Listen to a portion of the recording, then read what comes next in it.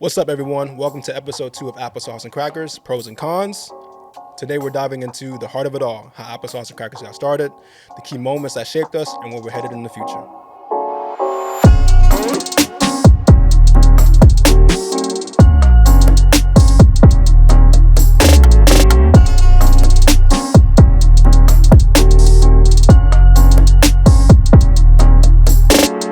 All right, man. Welcome to another episode of Pros and Cons. This is episode 2. Hello. How you feeling? Thank you for coming, by the way, my special guest. Facts, I did just come in, first class. Like, thank you. He treated me well. Treated me well. How was that flight? Can I say who you flew with, or you don't? You have too much pride. I prefer not to say. Well, you got here safely. That's all that Oh yeah, matters. nah. I mean, it wasn't bad. It was Frontier. Oh, you're gonna name drop who you Yeah, did? Okay, it was Frontier. And It's so, okay. we're gonna graduate. Every time we do a new episode, we're gonna put you on a different plane. We're gonna get you in a Facts. different, different airlines, different I mean, experience. but honestly, if you think about it, it was an upgrade because usually I come here on the bus. Very true. We've graduated from Megabus. We've graduated from Greyhound. Greyhound. I was about to say Groundhog. We've came a long way. So yeah, man, this is episode 2. Glad to be here. And honestly, I want to start off by just kind of doing a recap of the first episode with Andre, like how that kind of came about. I mean, that was, wow. Beautiful. Like, do you remember getting that phone call that night in the that hotel room about, He's okay, available. he's available? Yeah. Actually, I remember like hearing that you was like, or I remember first of all that whole interaction because every time we go to New York, it's like New York just does a magic trick on us, and it's like, let's make this trip interesting. Yep. But straight off the train, or where I think I got off the train, and I'm just walking through Harlem, and PJ is like walking around, just like My phone had died. Yeah, My phone had and died. And I was trying to contact you, and my phone had died. And I was walking I had bought a charger off the street. The homies had gave me a charger for like $20, a portable one. Trash. Did not do it. Went to walk to the CVS or the Walgreens, whatever was at that corner. Then I see you. I'm like, oh my gosh, thank God I see you, because I didn't know I couldn't call you. So yeah, but hearing it from then and was just being like, we might see Andre today. Like this trip might be on. Like I was like, okay, now this is hard. Like, Okay. it's about to be a good time. Yeah. So yeah, I was really excited. That's tight. Well- Yeah, that was just one of those moments to where, like you said, it always throws a magic trick on you when we're there. So taking advantage of the opportunity, told us to pull up right before we went to go see Trevor. Facts. And Perfect timing, And we could do it earlier before we had that event with them to go to the school. So Mm-hmm. that's actually even better. That whole day was just amazing because one, yeah, we was giving the jackets to Trevor and was talking to Andre, but like the busyness, like Yo, bruh, waking up, we woke up and it was like once we walk outside this hotel room, not coming back it's a roller coaster. Yep. Like we up and out. Like the plans was moving to Justin's, to this, to that. Like we went from this hotel to this. We getting on the train. We hopping on here. We recording on the train. We're recording off the train. Like that was insane. But that's what we That's what we do, That's though. what we always wanted. Yeah. That's what we live for. That's what it was just a driven day. And then later that night to go to the U.S. Open. Man, I had the craziest migraine Terrible. because I was so dehydrated. We haven't eaten all day. By the time I get down to sit down, This man knocks, bro. I'm just slumped. I'm at the U.S. Open sitting there. PJ's on my shoulder. I'm on his shoulder. I was like, forget it. I don't care what this looks like. Like, I'm just got to lay on your shoulder right now. And Knocked out. I bounced back, though. Yeah. I did bounce back. I just needed to close my eyes for like 2 seconds. Shout out to Raven, who was there at U.S. Open, who came through with the Tylenol at the bottom of your purse. I really appreciate that, Raven. Hard Yeah, thank you. That was hard. But yeah, man, that was a good first episode. So just got to follow up from that. And I'm actually really excited to start this new storytelling medium with you, besides of, so many clothes we do. I think we know. It's fun. We can do it so easy. It's just easy for us at this point. It's recess. Yeah. Like it's like riding a bike for real. Yeah. Well, yeah. Well, I didn't learn how to ride a bike until like... Yeah, I was about to say I don't know for you, but for me it's like riding a bike. Yeah, man, just a good episode in general. But I mean, I guess we can kind of give those who are just now recognizing and tuning in to who Applesauce and Crackers is from that last episode, we can kind of give you a little bit of an origin about who we are and what we do and how we met. How it started. How it all started. So really, I think I want to take everyone back, give you the kind of the spark notes of everything and how things started. Man, God is Dope 2017. Yeah, 2017, 2018. So if y'all know about God is Dope, shout out to them. No tag. Shout out to them. Right. But we both worked at God is Dope at the same time, around the holiday time, around that 2017 December. Mad orders. So if you got like a order from God is Dope around that time, all the aunties who were wearing it, right, we folded your shirt. All the church folks, all those orders, we packaged all those orders. Facts. We put the wristbands in there. We printed out the labels. The 2 little cards that came in there. That said, "Thank you for and thank you for shopping." Put that in there. Yep, Man. yep. Even to the point of like customer service at one point. Facts. People was talking to we were talking to customers. Yeah. And yeah. Yeah. Dang, we did a lot. Dang, I had the Twitter account for a minute. We had every login, every password, we knew it. Yeah. Like, the factory, I think at some point the factory had a lock on it, and you had to know the code to it. Yep.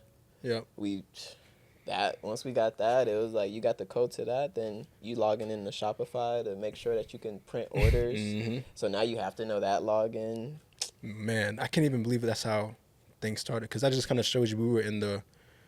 Honestly, that's how we met, yeah. But just being in that energy at that time, the people who were around, Matt, Few, Jared, Jay, so many people that came from that moment to who are still doing and who are successful today. Right. So, I mean, everyone is still kind of doing their own thing successfully. So, that was like God is Dope for all of us at that moment was our. That was my college. That was like our school. Yeah. That was cool. That was us like us going to night school. After you get off from doing whatever. I was working at a basketball camp at the time. So the morning I was at a basketball camp, and then afterwards I would just come straight to God is Dope. And I was going to the city and just going to night school with my friends and learning how to run a brand, basically. Yeah. That was my first hands-on experience. And I actually met Sherrod in the mall at Lennox. Oh, right. Walked up to him. I saw him. Facts. How did you get that job? Bro, literally, I saw him in the mall at Lennox. Mm-hmm. Saw him walking, and I was always watching like their documentaries on YouTube, that type of stuff. And now, he's a notable person. Right. And honestly, I'm not really scared to talk to anyone. So I just went up and I'm like, yo, I'm a big fan of yours, yada, yada, yada. We actually have an interview. He actually interviewed me. If you go back on the God is Dope channel, we have like a 45-minute interview. Oh, no. I'm not talking in that office with the grass on the ground. Like we were talking about, I don't know, brands. I didn't have a brand at the time. I had Genesis Majority, but I mean, that was a brand, but I was kind of losing steam at that moment. But got that job, met you, and kind of fast forward to how Applesauce and Crackers started. I mean, we can go to 2020 after God is Dope. We were there for such a period of time. People start phasing out, of that job. People start doing their own thing. And then, Applesauce and Crackers kind of came about around 2020 as a passion project for myself. It's one of my favorite snacks of all time. My grandmother, God rest her soul, introduced me to that snack. I used to eat it every single day, still eat it every single day. But would come home after school. She would pick me up. I would go to the refrigerator, go to the drawer, pull out the bottom drawer, grab the applesauce, grab that, and I would literally just crack open this is my version of a Snickers bar. Like, this joint is everything. Facts. So he's not himself without. I'm literally not myself with the applesauce and crackers. But had that idea, and it was just a blog at one point. I was just doing playlists, taking photos of people. I think I did a photo shoot with Jared. Yep. That was the one that got my attention. Yeah. Not gonna lie. Yeah, that was the one. And I was like, you know what? I can actually probably change this to more. That playlist was amazing too. Good times. That was a great playlist. But then we kind of get from there, and then I knew I wanted to change it into a brand. I know I wanted to be more personable. And you hit me up trying to do the logo. I had an idea of a logo, but then you were just like, yo, let me you kind of share that from your perspective, how you tapped in. Well, to start with, how I got to God is Dope. A friend of a friend, my great brother, Shay, aka Bobby Beige, he met Few at a job fair or something like that, or some random place. Yeah. Told Few that I Like God Is Dope because me and like a while back, me and him went to a Christmas party or a Halloween party or something at God Is Dope, and I liked it ever since. Like it was like a cool place to me.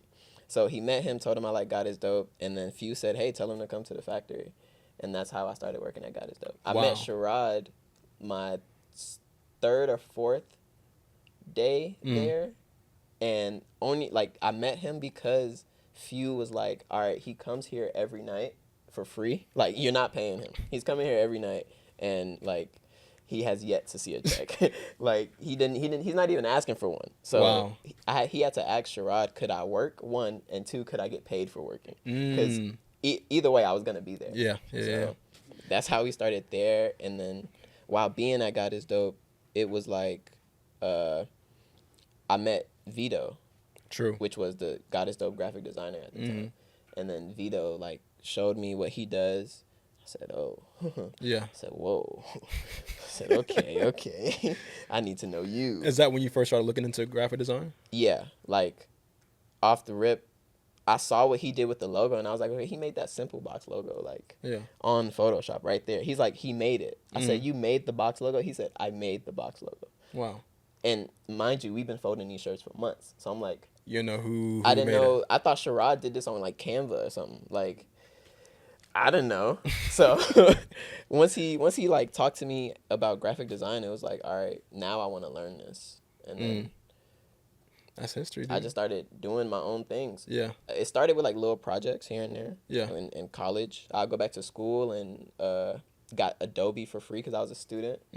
Or like had it for some plan or something and just started learning Photoshop. Vito didn't want to teach me because he said, you can't teach. He said, I can't teach you. He said, you got to learn by yourself. So what's like the overall gist of like how you kind of grew up, the education you had growing up, and how that kind of shaped your creative vision, you think? I've always been into like technology and computers as a kid, surprisingly. Okay. When I was younger, when I was in middle school, I was in the robotics club. So I word. knew how to program robots to move on the line, fight, do whatever. Like I knew how to do that. Or I went to like robot class and we had that at my school. It was a robotics club. They used to have competitions and stuff. Oh, snap. Yeah. And so then after that, when I was in high school, I never worked on robots again after middle school, but in high school, we learned how to code. And I was like, I like coding. Like, I learned it pretty fast. It was simple. I said, all right, I'll do it. Wow. And then after that, it was just from there, I just liked computers and stuff. Yeah. But I never thought about doing graphic design. I always wanted to draw, but I thought I sucked at it. So I was like, you know, what career can I be in there?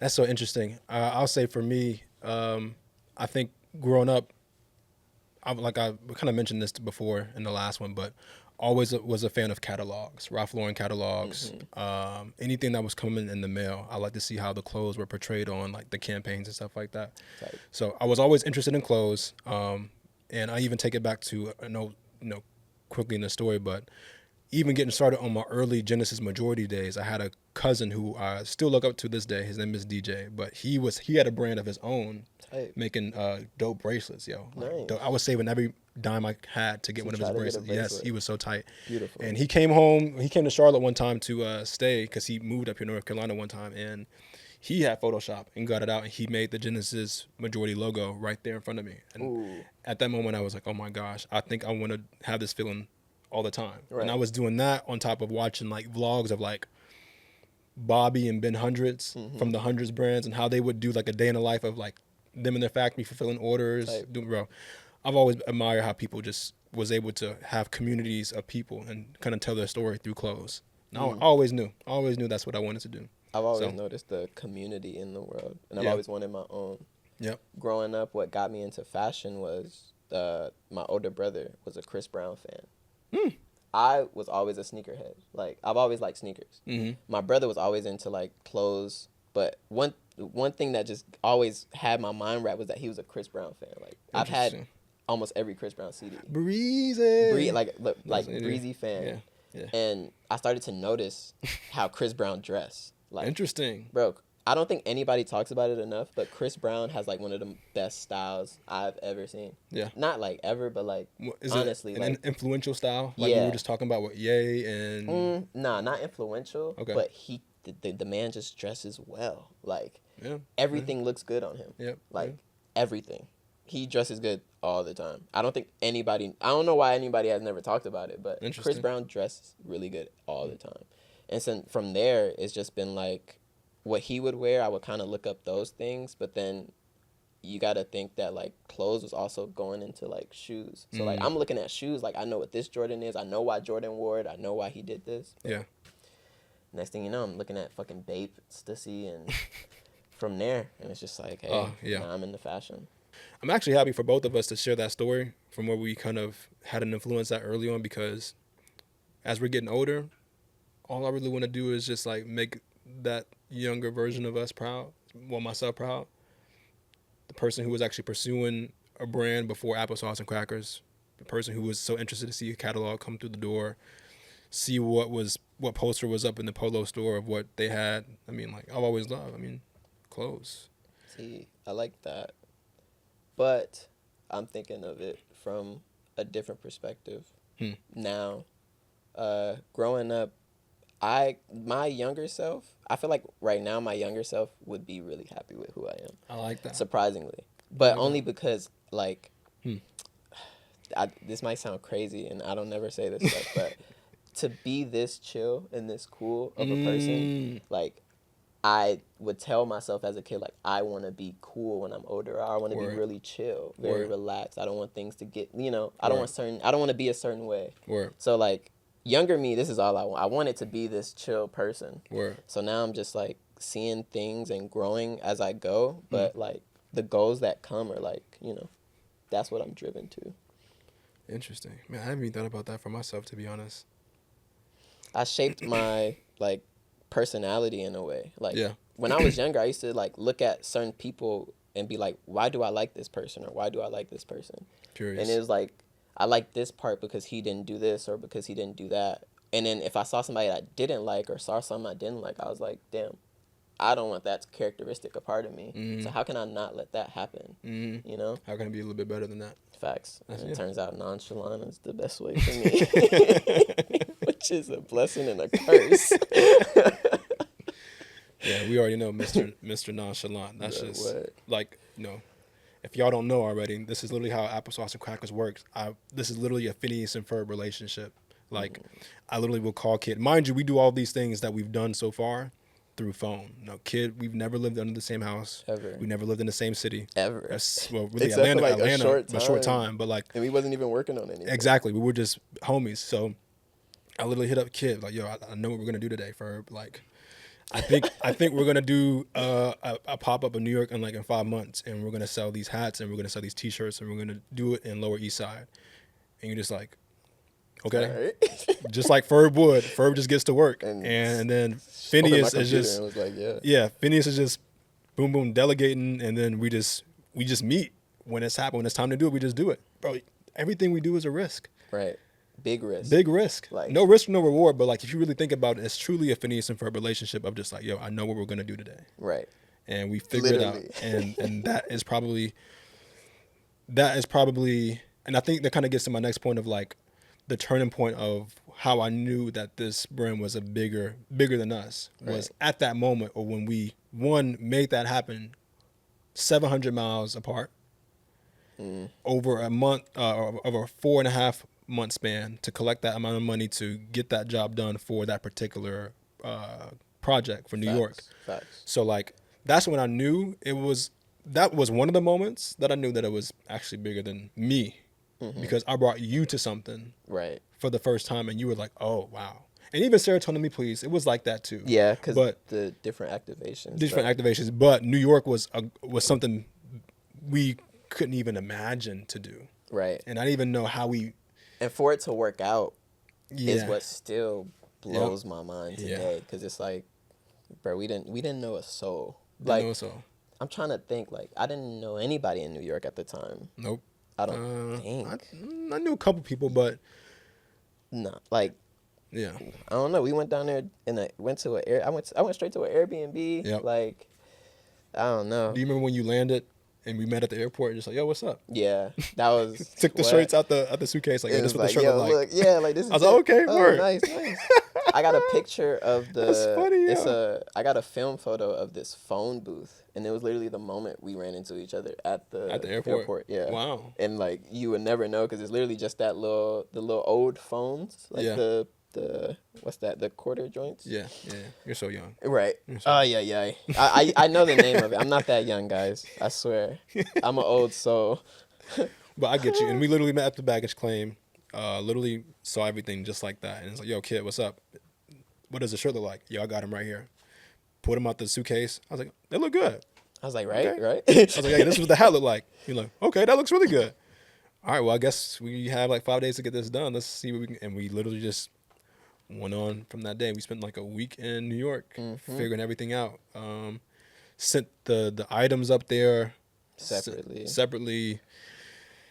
Man, yeah, that's when I knew it was kind of bigger of us. But what about you? Can you actually share like when you knew applesauce and crackers was bigger than you? Because mind you, actually just share. When did you kind of actually have an inkling of like, okay, this is like actually this something? is something. Yeah. I would say it probably hit me being on FaceTime or being on Zoom with kids in New York, like with Trevor Day School. Trevor. Yeah. And then it was like, all right, like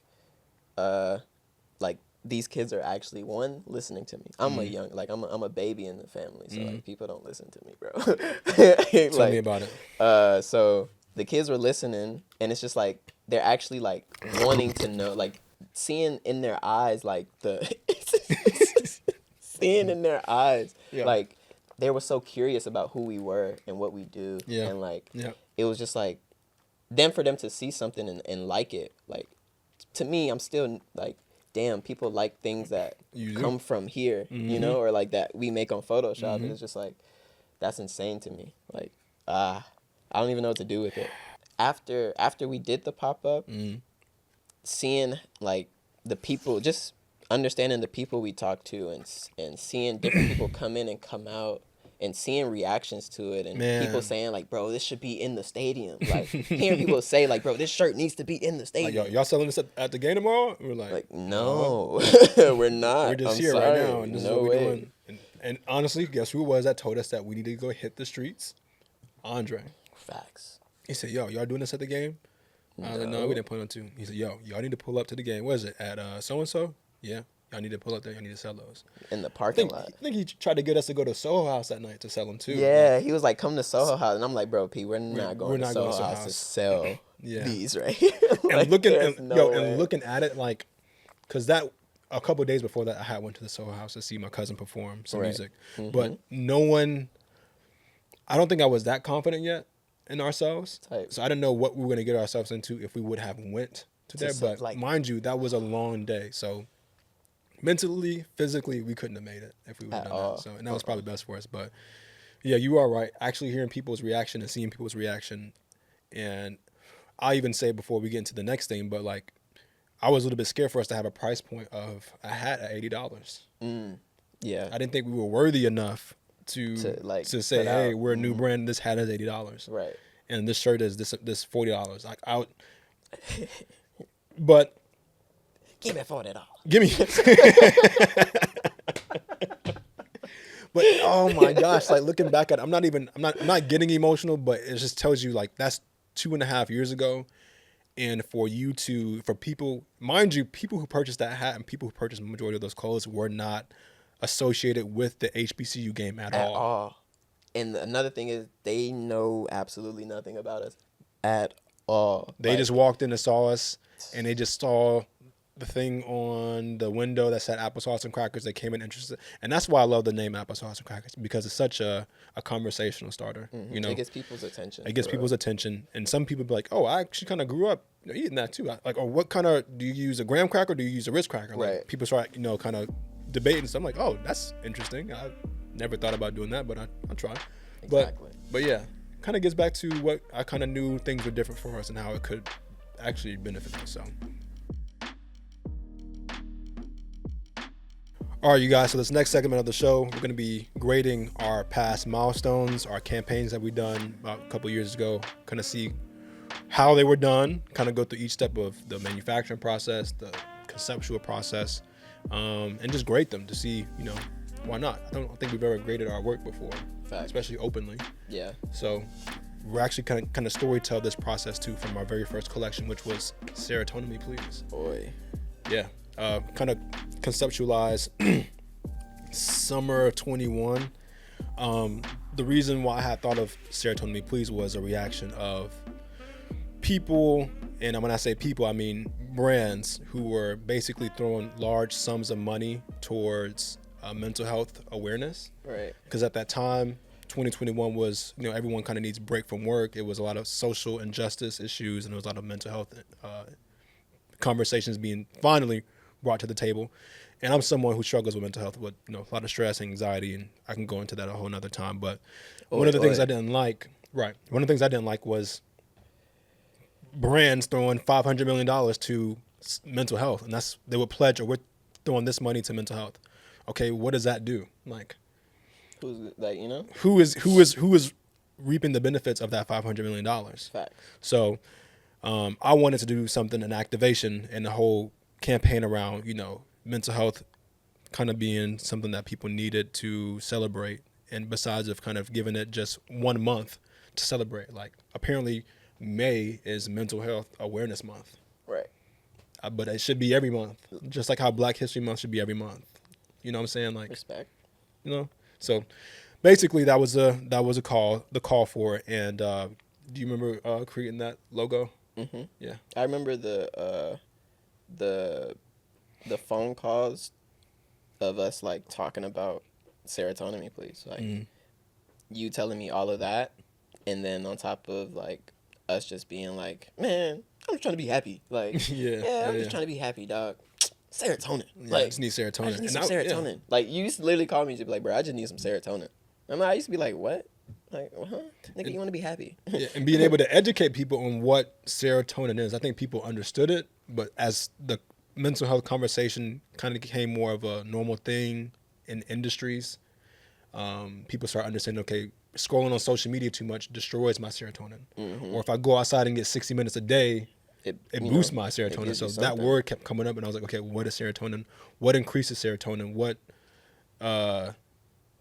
deflates serotonin in my brain? All those things. So that was me educating myself, as well as educating our audience. Mm-hmm. So that graphic was perfect. We did it on a Hanes shirt with felt material. I never forget getting those graphics done from you via email, and going to my manager at Amazon at the time, who had a heat press in her house, and she heat pressed that joint after me after the shift, and she literally printed that on the shirt and printed that on the shorts, and I was like, yes. Yeah.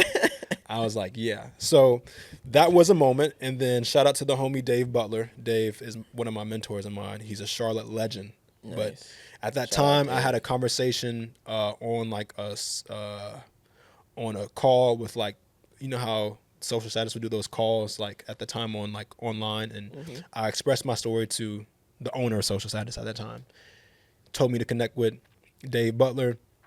Dave was like, yo, I feel like this could be an activation. Like, oh, actually, it was supposed to be an activation because they had a program of brands getting in social status, but that didn't happen. Right. So he was like, you might as well just do an activation at the store. And I was like, an activation? What's an activation? I think he told me what an activation was. Oh. He expressed me what a line sheet was. I don't know what a line sheet was. Nice. But a line sheet is like what brands send to other people to be like, okay, this is what we have in our catalog this year. This is what it costs.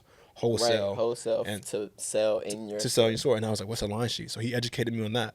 So that was actually a blessing. So we were able to do the activation in both Charlotte location and Atlanta location. Yeah. And the whole premise of the activation was to bring the audience, bring the community in to learn about ways to boost their serotonin levels. So we had a fitness coach talking about all the exercises you can do to boost your serotonin, and just how important exercise was. We had a chef in there, my sister, who's a trained chef, gave food that boosts your serotonin levels. We had a masseuse there giving massages, those self-care, playing that angle, as well as a therapist. That was my favorite part. Yeah, a therapist. I was waiting for you to say a local therapist. Therapist was there, giving people free game about the ways they can just talking things out and how to find the right therapist for them. Exactly. One of my favorite activations Beautiful. because it was so intentional. But I'll never forget doing the Charlotte one. I think that was the same day Cam Newton came back to Charlotte to play for the Panthers. And then what do you think about the Atlanta one from your perspective? For me, the Atlanta one was, it was good. Mm. It was because of, one, the location, and two, like, everybody coming out. Because at the Atlanta one was more like a party. Yeah. You know, Yeah, like, it was. It was more like we all came around. People was shopping, but everybody was just there chilling, drinking. Like, we just had a good time. Yeah. And it was like God is dope. People pulled up. We stood in a circle with them, explained to them what we did. Like, oh man, that was crazy. Like, it was like a homecoming thing. It was because like that was Atlanta for me. Because it was also our first time coming back from the pandemic. This was 2021, into 2021. Facts. So like you was we're still masked up. People didn't know how to really do this whole social distance thing real already. I mean, they Atlanta did, wasn't but doing it. They weren't doing it. Atlanta wasn't doing it. So I felt like once I went down there, I was gonna bring some shit back. Like I felt like I was gonna bring COVID you back. Definitely probably did. Yeah. So like, but it was so crazy because I stayed right across the street from where social status was in Atlanta on Marietta Street, and I was seen I'm a Meniere. I seen a couple activations there. I literally wrote down on my board that I was gonna have an activation there one day. Type. I have that picture before I took that stuff down off the wall, and we ended up doing that. So that was actually really cool, man. That was actually another first time where I realized that we had community, that we had people coming to see what we had to say. Yeah. Okay. Yeah. So I didn't think of it that way. What would you grade that whole campaign from start to finish, though? From start to finish, I say storyline and purpose, I give it an A. Word. Okay. And like the reason for it, I give it an A. Okay. What do you think about the activation then? We're going to grade on the purpose, the concept, and then what followed from it. Then the product. The product, yeah. Yeah. Okay, All so right. grade the product too, though. No, like I can't wait to get to the product. So yeah, grade it right now. Like, what do you think? Because mind you, we started off with the first T-shirts, right? Mm-hmm. T-shirts and shorts. Then we graduated and did the sweatsuit.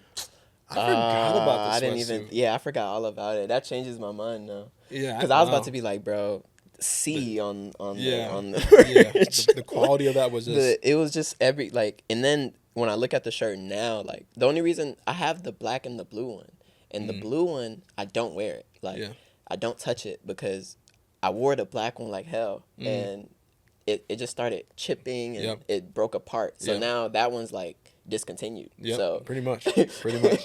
As far as like product, I give that one a C. The shorts though, I give it a B. The shorts was hard. Yeah, definitely with the saying on it. Yeah, those were hard. Yeah, actually, we should bring those back. Those are hard. Those are kind of hard. I can see those a lot. People ask about Serotonin Me Please a lot, and I can't wait for them to see what we do with it this year because it's gonna be a different activation with. I'm not gonna say their names, but we can probably blurt their names out because they changed their company name. But yeah. Okay, that's gonna be a whole different type of thing. But I will grade Serotonin Me Please concept A. Right. Quality of the first rough drafts of it a D. D minus. Mm-hmm. But then we resurrected ourselves back with the sweatsuits. And the hoodies. The sweatsuits, those. I'll give that a C plus because it had cuffs at the end, and after you got done washing them, it would kind of shrink up, and it start pulling. And it sat well, but it wasn't really like it's not our best sweatsuit. Like type. The manufacturer, we can do better than that. So I give that A for concept. I'll go C plus for the product. And concept activation, I give that an A. I give Atlanta's activation an A too. Yeah. That was a fun time. And then afterwards, we packed up the truck. I remember just standing with y'all at the truck, like, dang man, PJ really in Atlanta. Yeah, and like that was it. Like, yeah, that was it. It was just like as soon as he like started driving away in the car, I'm just like, bye, Okay, yeah, that was good times. Okay, and then actually from that momentum, we can go into the next one because that's the end of. Actually, before we go into that one, I want to use this reference. Right before, the reason why I had to go back after that is because I just started my first job out of college, which was working at Louis Vuitton. Yeah. Season. So I had to get back for my first day. Right. Mind you, my first day at Louis Vuitton, Virgil passed. Oi. So I felt like I had to I'm gonna be the next one. They're gonna get me out of the store. I'm gonna bring kid to Louis Vuitton. We're gonna take over Louis Vuitton. They're gonna ask who can do it next. Yeah. And I was like, it's gonna be me. No. Like, yeah, we got Louis Vuitton collection right now. Right. Yeah, but I'll never forget that. Like, that's why I had to leave so abrupt, like almost the following night, because my first day at Louis was literally the next day. So, but that right off the activation. But that literally, I think Louis Vuitton taught me customer service for the first time, because I never really worked retail. I mean, I did God is Dope, but that was whatever we wanted it to be. Yeah, literally. Working in the God is Dope store was like, hey, what's up? Yeah, but Louis Vuitton was just like learning how to cater to a customer, learning how to present it and storytell right on site. Boy. Like, what is this bag? Oh, this is the Neverfull. This has this kind of leather canvas. It has these pouches. It's a 6-card holder here. So I was like, okay, this is. I would have been like, oh. Yeah. Louis Vuitton definitely taught me and inspired me to eventually go all the way in with applesauce and crackers, which gets to the next point. So that was like the luxury side of what I learned from retail. So we kind of fast forward into the top of really April of 2022. And we dropped Good Postures. And this was actually one of the Good Postures. Yeah. So we did this in 2 different colorways. Yeah. That gets me every time. Yeah. We did the photo shoot at the homie Josh's crib. Shout out Beautiful to the homie crib. Fendi. Congrats on the baby, by the way. Fendi. Young Fendi. We love the kids. But yeah, he let us pull up. Preem. Shout out to Preem. He shot that photo shoot. Isaiah and my boy Tony modeled that. We did 2 polos, a gray polo and a white polo with the ampersand logo. Then we dropped these sweatshirts in a coral color, in this blue color, and then like a purple violet type of color. And it was just very preppy. The bucket hat too. And 2 bucket hats. And this hat, actually. The bucket. And this hat. That hat too, yeah. Oh, that was a true drop. That drop was a lot surprising. I didn't like you hearing it now. I'm like, that was a lot. That was a good lot amount of stuff. And actually, I think that was a time where we sold actually well. My last time me knowing that we sold well online. Damn. Yeah. Yeah. So what do you think about? No, if you could grade it, Good Postures. What do you think? Good Postures. I give. First of all, I'm gonna just go to the apparel first. The color choice, amazing. Yeah. I give that an A. That was wonderful. That's what I want to see more. Like more of like people using different colors, because at that time like people were starting to get the handbook from Virgil, so everybody was making clothes too. Yeah. So it was like, all right, if everybody got the education of if you can put a design that works on a black and white tee and sell it for this amount and heat press it there, bam, you could be a millionaire. Yep. So now everybody is buying black and white shit. Yep. Like black hoodies, white hoodies, gray crew necks, tones, all tones. Yeah, it's all just simple things. And so then like seeing these colors, I was very excited to put the ampersand on there. Facts. And the back of this has that as the applesauce and crackers on the back. I think that is wonderful, and it looks kind of puffy. Yeah, it's puff print. So yeah, that's hard. Okay. So I'm liking Good Posture. I didn't think I liked Good Posture like this, but What's Good your grade? Posture, I give it a B. Okay. All right. I like that. And I think that's all you right there. Like Good Posture, because I was not there for that at all. You weren't there. That was when I realized that the logo could work on its own. Yeah. And that we had the Arch logo and we had the ampersand logo. So that's when I knew that simplicity could actually benefit. And I learned that from Louis Vuitton, because from what I was seeing, that everything was kind of simple. They either had this pattern, this damier print, or they had the monogram print. Tight. Okay, what is applesauce and crackers version of that? We don't do monogram. We don't do the other stuff, but what is our thing and what is simple? So I think I started learning about how simple luxury was like really beneficial. Simplicity. I like that. Simplicity always wins. So Exactly. I love it. What do you grade the storytelling aspect of Good Postures? As a preppy, cleaner look than just t-shirts and stuff. I liked the differentiality. There you go. Oy, oy, oy. There you go. There you go. Very studious. The differentiality of what we dropped. As far as a story, the story wasn't. I mean, the photos were nice. Yeah. The story, I wasn't really much of a story there, but Yeah. I am a sucker for a preppy look. So Yeah. I enjoyed the prep school vibe. Yes, sir. So I give it a B as well. Okay. I think Good Postures is a B all around. I would agree. I'm gonna vouch in to say that's my same for both. I think the story was a B. I think the clothes were a B plus. No, actually, just a B. Mm-hmm. Just right there at 85. I don't know what people's grading scale is these days. Facts. And these kids are. Yeah. But yeah, I'll do a B. I'll do a B. B. All right, cool. Now, getting on to the next one, game winners. Now, game winners, I think I tried to do like that back graphic on the back of a shirt, like the applesauce and cracker slanted, which was the one that we had in the For the storefront. Yeah, storefront. that's what I wanted to use for the back of a shirt. But game winners kind of comes from me being inspired from the commercial I was saying Larry about. So Bird joint. the Larry Bird, Michael Jordan commercial, McDonald's commercial when.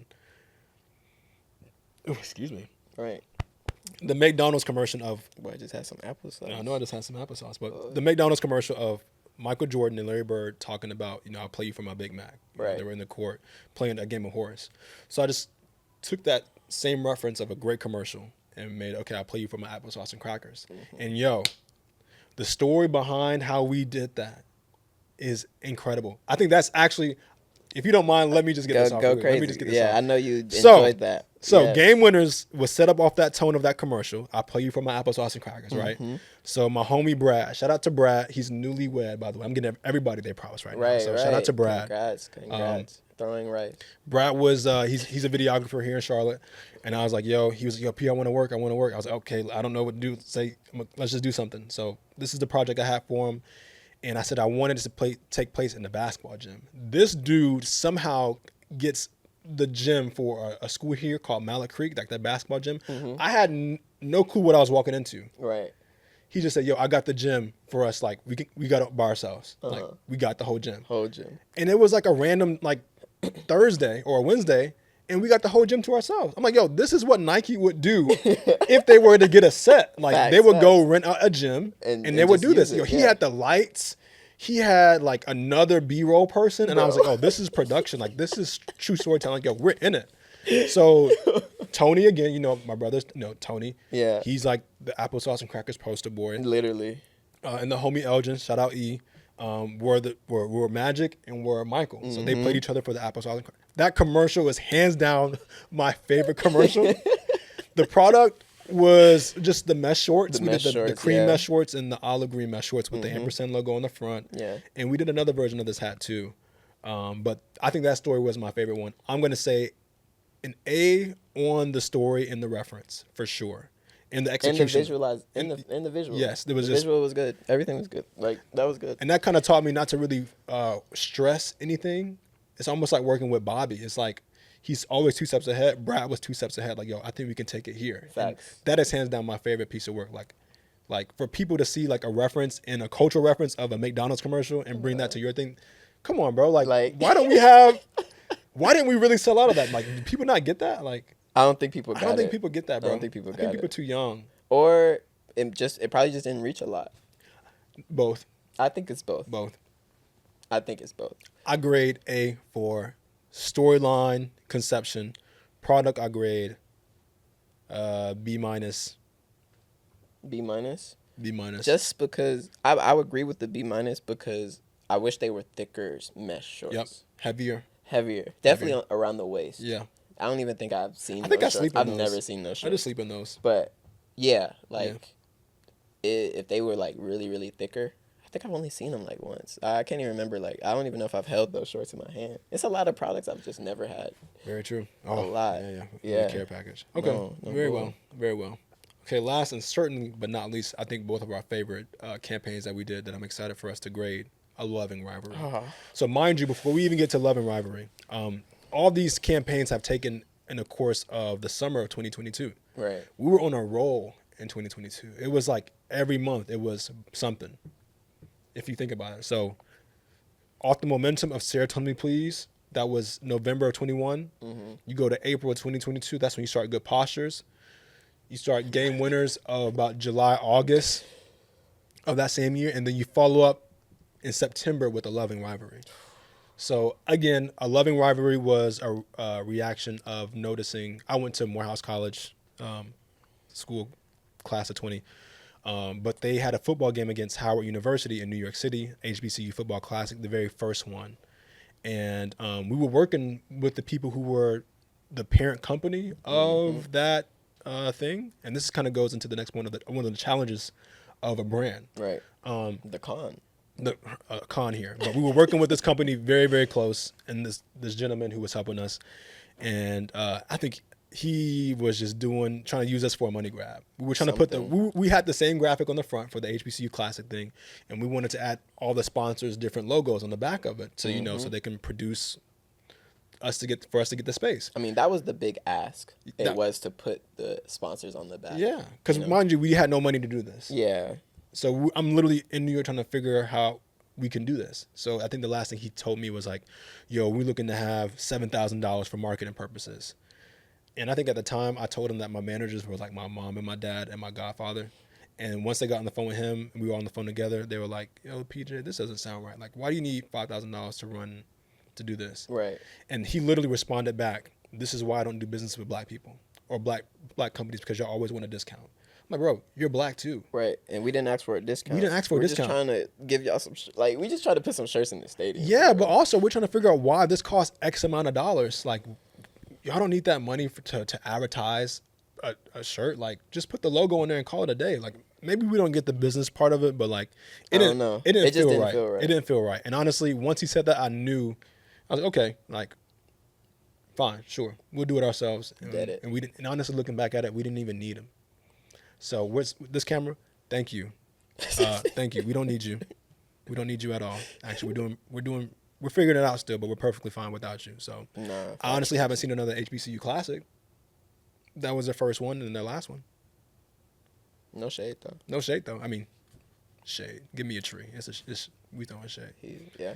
So I took that personally.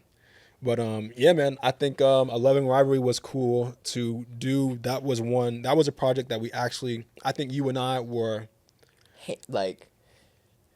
That was a different type of lock-in. Like, that was a good FaceTime calls, sending mock-ups back and forth, sending references back and forth. This was like every day. Every single day. I think I was on YouTube looking at different like football games, like the matchups between Howard and Morehouse from like the early 2000s to see what people were wearing. I was taking screenshots of what people were wearing, and I would send it to you like, yo, this was a Bison I'm looking t-shirt. at Martin Luther King's yearbook. Yeah. We were going deep into the history of like the schools of Howard and Morehouse. Like, what can we pull from? Boom, boom. Like this was a great And then I'll never forget. I called PJ. I said, P, a loving rivalry, and he was like, what? And I'm like, bro, a loving rivalry. Like I was looking at old videos, and I was like, why is nobody fighting? Like these are rival schools. Yeah. Why is nobody fighting? And then I was like, wait, these are two HBCUs. Like they don't need to be out there fighting. Can't we all just get along?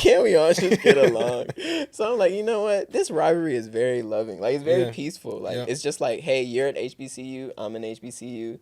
Let's compete at the highest, like under the lights of New York. Yeah, like, you've never been to New York before. Let's just turn New York both of our out. schools not even here. Yeah, like yeah. So from everything from conceptualizing that to getting the hats done, shout out to Gio, thank you. But then doing the hats, that was my first time. Actually, I was never wearing fitteds before. I'm gonna hit you with the Donald Trump hand movement. I was never wearing fitteds before. I never wore fitteds, but then I wore them, and then I liked them, and now I wear fitteds now. But that's literally how it went. And then I'll never forget, right before 11 Rivalry, man, I was making the patches with the homie James, the side patch on the hat, and my job at the time called me and they fired me. Right on the right on the spot. They fired me. They're like, yo, you left the back door open of the store, and we're gonna let you go. I was like, yo, like no one taught me how to do the alarm system. Like, I just got the new alarm system. Yeah, but yeah.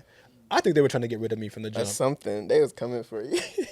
They were trying to get rid of me from the jump. I'm not a bad employee, everybody. I'm a hard worker. Hard-working men right here. Honestly, that fueled me again to, like, I was already headed to do the activation, so I felt like that's all I had. So that was my last paycheck. Right. And I went up to New York with like a couple $100, and I was like, yo, this is all I have. Like, this has to work. That was it. This has to work. So, man, we did that. And I didn't even have it. And we didn't. So look, We can be here all day talking about that project. Bro, yeah, but in that was hindsight, we insane. ended up booking a location in Lower East Side, which is a chai latte bar called Chai Hideout. If you're in Lower East Side on 49th Rivington Street, Best chai. check out the homie Chris. He has a chai latte spot. That's where we did our pop-up at. Shout out Chris. We used that spot, and he gave us the key like it was nothing. Yeah. And we paid, whatever, and we just turned into our own store for 2 days. And one of my favorite memories from that activation is people coming in who, like I said, who weren't a part of HBCU culture. We didn't even know what was going on. Just saw the name and was like, okay, what's this? Like, I didn't know there was a store here. We got so much love on that block, bro. Like, it was amazing. I'll never forget the pop-up is booming. Like, the last night of the pop-up, we did a 2-day pop-up. The pop-up is booming. I'm talking to my dad and kid or something like that. And one of the homies had a dispensary down the street who saw us. We were carrying stuff down the street that block, right? The homie comes in front of me and like, yo, this pop-up is busting. Like, y'all tight. If y'all want some flour, I got it right here. Pulls out a bag of bud right in front of my dad. And I'm just like, yo. Nah. He's like, wait. I'm like, yo. I'm like, no, don't. We're like, wait. No, we can't not right conduct now. this I was deal like, now. thank you for the love, but you can't do this right now. This is my dad. Fun fact, later. Not right now. Not right now. We got to keep it PG. We got sponsors. We got sponsors. So, but that was a great activation. We had people pull up. I think Heron Preston kind of walked through. Yeah, we met Heron Preston that night. Met Heron. That's when I knew PJ wasn't scared to talk to anybody. I was like, yo, like I said, Pete, Heron Preston's walking like this way. He said, bro, I gotta say that. Oh, he just kept saying, I gotta say something. Like, as he was getting closer, he's like, I gotta say something. And I was like, yo. He said, yo, hey, I'm PJ. How you doing? Like, just straight out of nowhere. We're doing a pop-up. This is what we're doing. He was like, oh, cool. That's what's up. Like, where is it at? We showed him, DM'd him the flyer. Mm-hmm. Yeah. And, man, honestly, the best,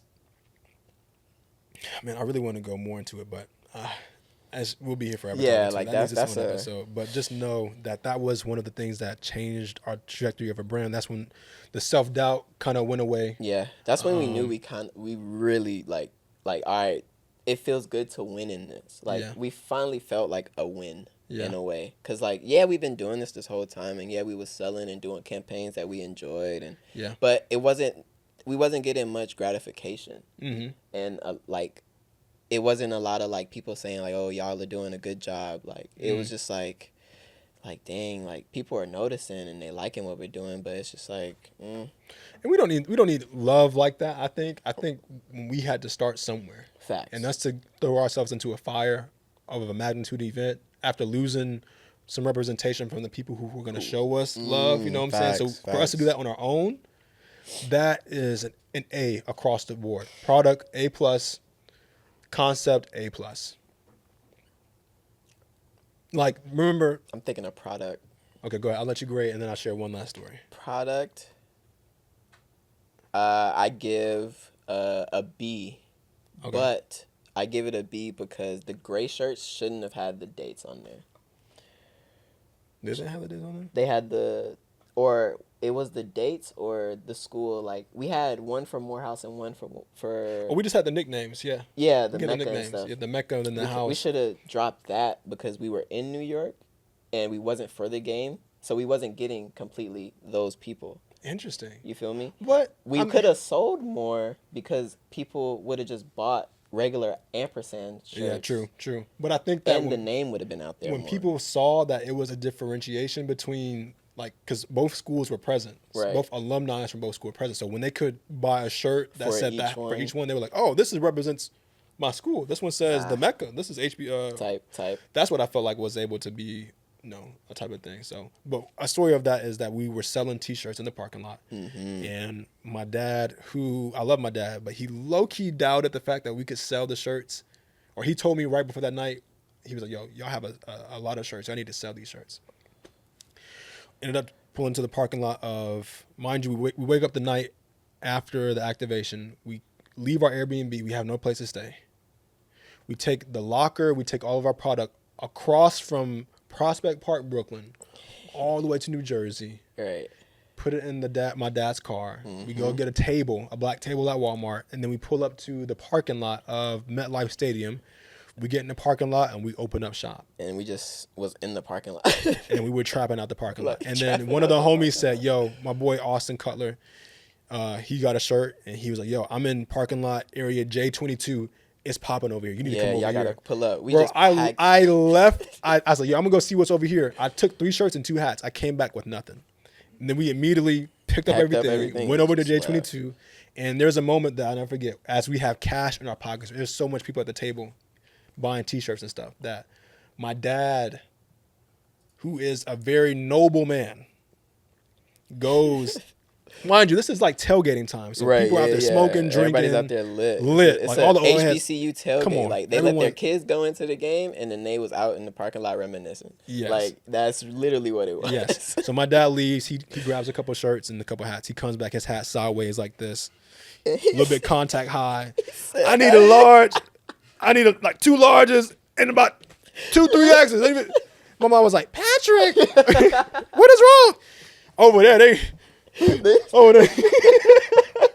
doing a little too much over there. They got some. I think I got a little contact. Like for real. And the person who was trying to say like, I don't know if y'all gonna sell all these shirts, he was right there with us. Yeah. And for that moment, I appreciate my parents more than I know. We had so much cash that we had to use the backseat of that truck, man, for the cash register. Man, like, boy, oh boy, man, that was a day.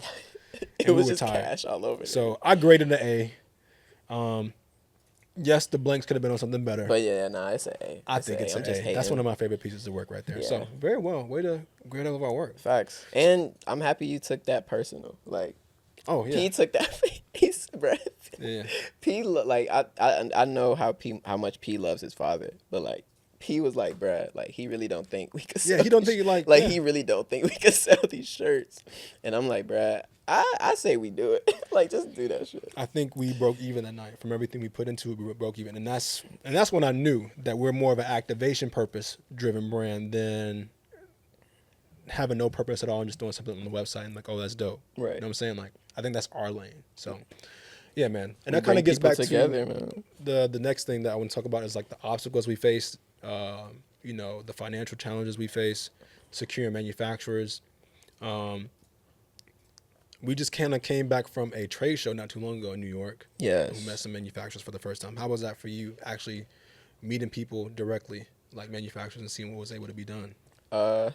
It was everything I imagined and wanted it to be, honestly.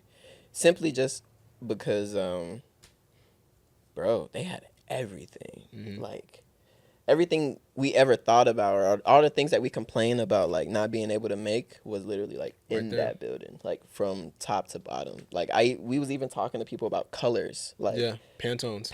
Bro, insane. When I seen Pantone, I said, dog, I need to talk to these people. Like, why are y'all here? Mm-hmm. What's the purpose? Mm-hmm. How can I have a wholesale Pantone account? Like, but other than that, it was amazing. What did you think? Did you enjoy it? Well, I enjoyed that one. I enjoyed that one because, you know, we were able to, because we just came from, that was after we secured the manufacturer for the Trevor jackets. So now we were able to think about 2025 at that moment to see, okay, what manufacturer can we use next? Yeah. Can we do a reversible varsity jacket? Can we do different aglets? Can we do different zippers? So we were able to see all that stuff and meet all these people. We met, you know, people from Tokyo who were manufacturers, Vietnam, China, all these other places. But I think that was able to, for me to be able to see, okay, we actually can converse in this industry as a young brand. Like, people are talking to us and we know the right verbiage to use. Right. We know the right questions to ask. Mm-hmm. So that was actually really cool for us to kind of be in limelight. But like on the opposite end of that, how is it balancing applesauce and crackers with your work, like with your everyday life that you do? I'm not sure you want to truly get into what your job is, but like in general, as it's not as applesauce and crackers is not like feeding us yet. Right. How is it balancing those obstacles and stuff like that? It's not challenging, but it definitely takes dedication, focus, and commitment. Yeah. It's definitely something that that we're committed to, because like I said, or like you said, in the middle of doing an activation or in the middle of planning an activation, you lose your main source of income. Yep. Like, things like that happen. Like, that's life. That just like, did the right thing or not, maybe you probably would have been out of that job either way. Yep. Yeah. So life just happens, bro. So when you put that along with trying to do a brand, yes, it's challenging, but I don't know. You kind of just look into it as being on a roller coaster. Like, you know why you want to get on it. It looked fun. That motherfucker scary than a bitch.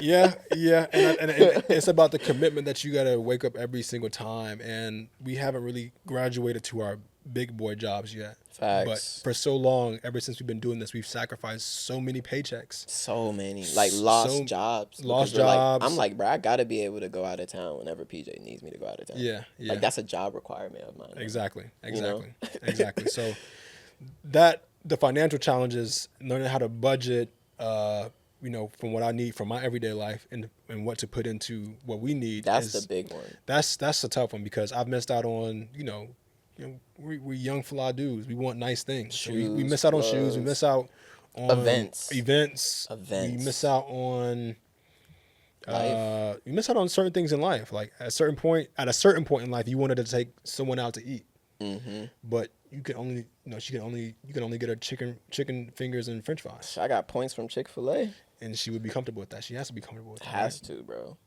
Yeah, I just put 300 into this order. You better use these points. You gonna use these points. You only get a large fry right now. Hey, I got a lot of points, baby. Large fry is about 400 points. Come on now. Let's go to Chick-fil-A. It ain't Sunday. Yeah. That's a fact. As an entrepreneur, as a young creative yourself, what is the biggest lesson you learned so far?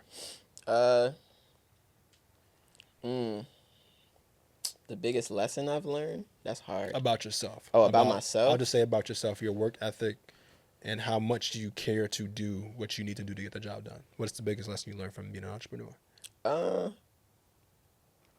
One, I don't think I've learned this, but I've always known I don't really need anybody to tell me to work. Like,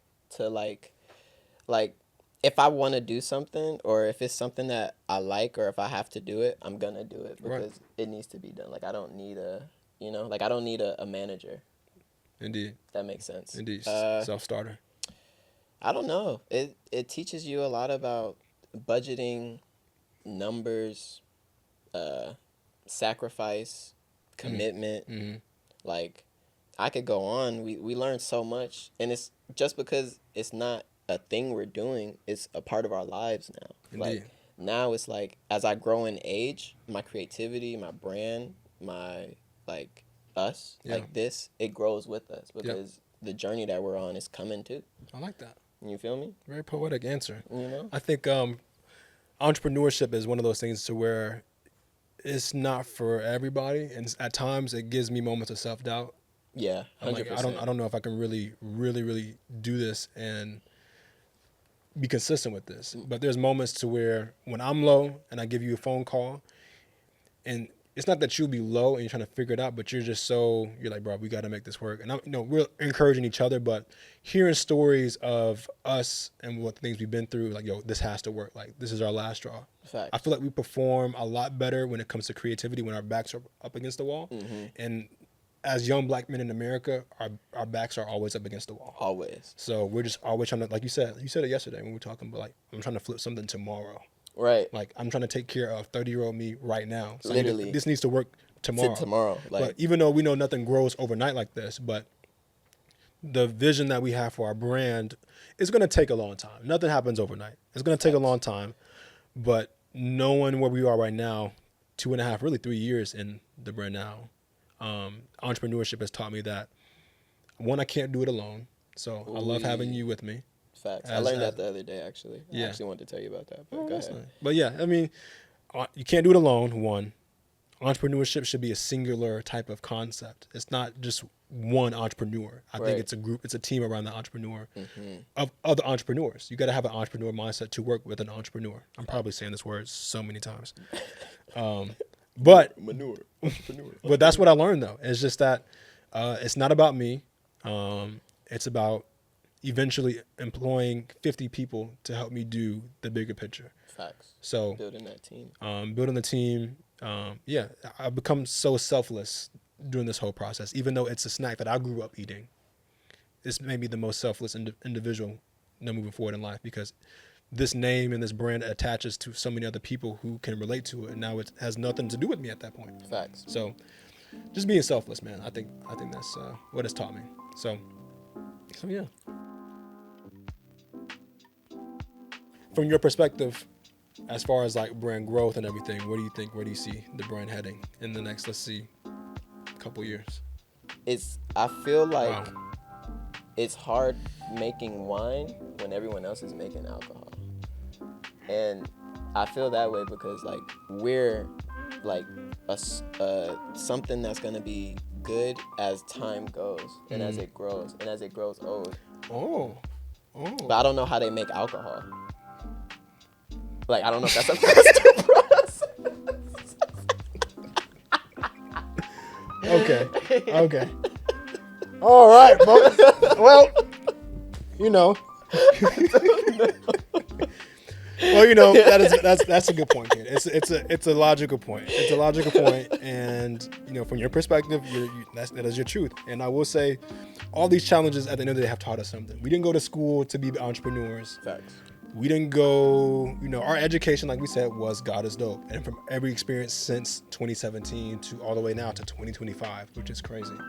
So all these things, the lessons we've learned from there of how to manufacture our own t-shirts at God is dope, how to, boost that social media page like we tried to, then going into our own separate ways of you really getting dedicated to graphic design, me so intrigued with the world of retail to where all I had was retail jobs, like for 3.5 years straight. Facts. I went everywhere retail you can think of in Charlotte.